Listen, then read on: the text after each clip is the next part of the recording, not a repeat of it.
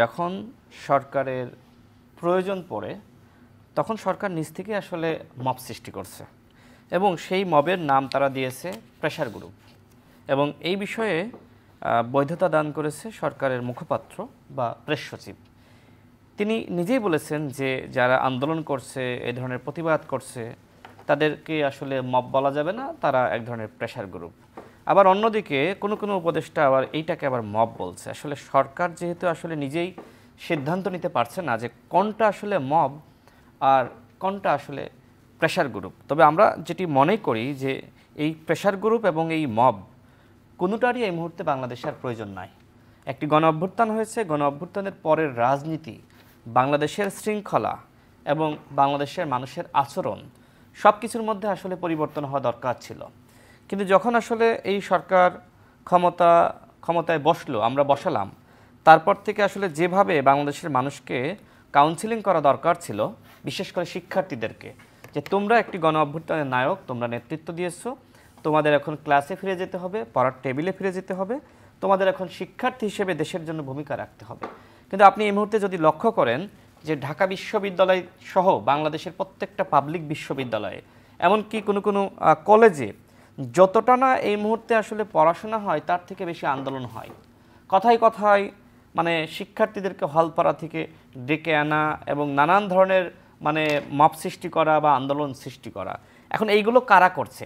যদি আপনি খতিয়ে দেখেন যে আসলে প্রকৃতপক্ষে নাম দেওয়া হচ্ছে যে সাধারণ শিক্ষার্থী, কিন্তু আসলেই তারা সাধারণ শিক্ষার্থী না। তাদের মানে কোনো না কোনো রাজনৈতিক পরিচয় রয়েছে যেটি আসলে আমরা কেউ জানি না। মূলত বাংলাদেশে পরিকল্পিতভাবে একটি বিশৃঙ্খলা তৈরি করার জন্য বা রাজনৈতিক ফায়দা নেওয়ার জন্য এই ধরনের সাধারণ শিক্ষার্থীর নামধারী কয়েকজনকে সামনে রেখে এই ধরনের মব সৃষ্টি করা হচ্ছে। আমার মনে হয় যে এই মব বলেন আর এই প্রেসার গ্রুপ বলেন, এটা আসলে উভয়ই আসলে আমাদের জন্য ক্ষতিকর। সুতরাং 11 মাসে যেহেতু আমরা দেখলাম, আরেকটি বিষয় দেখেন, এই যে ভাই যেটি বললেন যে এই মবের সাথে এনসিপি, বিএনপি, জামাত সব দলের নেতাকর্মী কিন্তু জড়িত। কখনো আমরা দেখেছি যে সাবেক প্রধান নির্বাচন কমিশনার নুরুল হুদা, তাকে কিন্তু যখন আপনার ছাত্র জনতার চাপে গ্রেপ্তার করলো, ওইখানে কিন্তু পুলিশ ছিল, আমি যতদূর শুনেছি যে পুলিশ ছিল, তার উপস্থিতিতে সম্ভবত যুব দলের কর্মীরা তারা কিন্তু তাকে জুতা পেটা করেছে। তো দেখেন, পুলিশের উপস্থিতিতে এই ধরনের ঘটনা ঘটছে, পুলিশ থামাচ্ছে না, তার মানে কি এই মবের সাথে পুলিশ জড়িত? আমরা মনে করি যে হ্যাঁ, তাকে অবশ্যই গ্রেপ্তার করা দরকার ছিল। আবার সরকার যদি যথাসময়ে গণ অভ্যুত্থানের পরপর যারা 14 সাল, 18 সাল, 24 সালের ইলেকশনে বিতর্কিত ভূমিকা রেখেছে, শুধুমাত্র নির্বাচন কমিশনার না, ডিসি, এসপি থেকে শুরু করে যারা অপরাধী ছিল, তাদেরকে যদি আসলে গ্রেপ্তার করত, তাহলে কিন্তু এই ধরনের নুরুল হুদার উপরে যে ধরনের মব নেমে এসেছে, সেই মব কিন্তু নেমে আসতো না। এছাড়া দেখেন, যখন আওয়ামী লীগকে নিষিদ্ধর দাবিতে আন্দোলন শুরু হলো, এর আগে ডিএমপির পক্ষ থেকে বলা হয়েছিল যে সচিবালয়ের সামনে এবং একই সাথে প্রধান উপদেষ্টার বাসভবন যমুনার আশপাশে কোনো আন্দোলন করা যাবে না।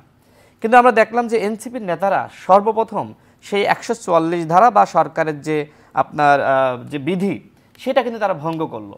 তারা যখন আওয়ামী লীগ নিষিদ্ধের দাবিতে আন্দোলনটা সে সময় প্রধান উপদেষ্টার বাসভবনের সামনে শুরু করলো, তারপর থেকে আর এই ধরনের নিষেধাজ্ঞা দিলে কেউ মানতেছে না। সবাই বলতেছে যখন যমুনার সামনে গেল তখন আপনারা তাদেরকে বাধা দিলেন না। ঠিক আছে, আওয়ামী লীগ নিষিদ্ধের আন্দোলন তো অনেকে করেছে, আমরাও করেছি, কিন্তু আন্দোলনটা আসলে কোথায় হওয়া দরকার ছিল? যেহেতু সচিবালয় এবং প্রধান উপদেষ্টার বাসভবনের সামনে সেখানে নিষেধাজ্ঞা জারি করা হয়েছিল, সুতরাং ওই জায়গায় যদি সরকারের সাথে ঘনিষ্ঠ এবং সরকারের আশীর্বাদপুষ্ট দল এনসিপি আন্দোলন করে এবং অন্য দলগুলোকে ফোন দিয়ে বা বিভিন্নভাবে তাদেরকে ডাকে, তো এরপরে তো আসলে এই সরকারের মানে বিরুদ্ধে আন্দোলন তো এক ধরনের উৎসাহ দেওয়া হয়। এবং অন্যরা দেখেন, এরপরে যখন অন্যরা আন্দোলন করতে গিয়েছে, আমরা দেখেছি যে তাদের উপর কিন্তু গরম পানি নিক্ষেপ করা হয়েছে। তো কেউ যখন আন্দোলন করতে যাচ্ছে, সরকার তাদেরকে শীতল পানি দিচ্ছে, ওয়াসা থেকে তাদেরকে আদর আপ্যায়ন করছে। আবার যখন জগন্নাথ বিশ্ববিদ্যালয়ের শিক্ষার্থীরা আন্দোলন করতে গেল, তাদের উপর কিন্তু লাঠিপেটা করা হলো। তো সরকার আসলে নিজের স্বার্থ চরিতার্থ করার জন্যই কখনো আসলে মব সৃষ্টি করছে, আবার কখনো আসলে তারা মবের বিরুদ্ধে কথা বলছে। সরকার যদি আসলে আপনার চূড়ান্তভাবে সিদ্ধান্ত নেয় যে বাংলাদেশে কোনো মব কালচার থাকবে না, আমার মনে হয় না যে এই আপনার মিটফোর্ডের সামনে যে ধরনের ঘটনা ঘটেছে, এইটাও কিন্তু এই যে ধারাবাহিক মব আপনার 5 আগস্টের পর থেকে বাংলাদেশে চলছে, আমি মনে করছি যে ওই ধারাবাহিক মবেরই একটি অংশ।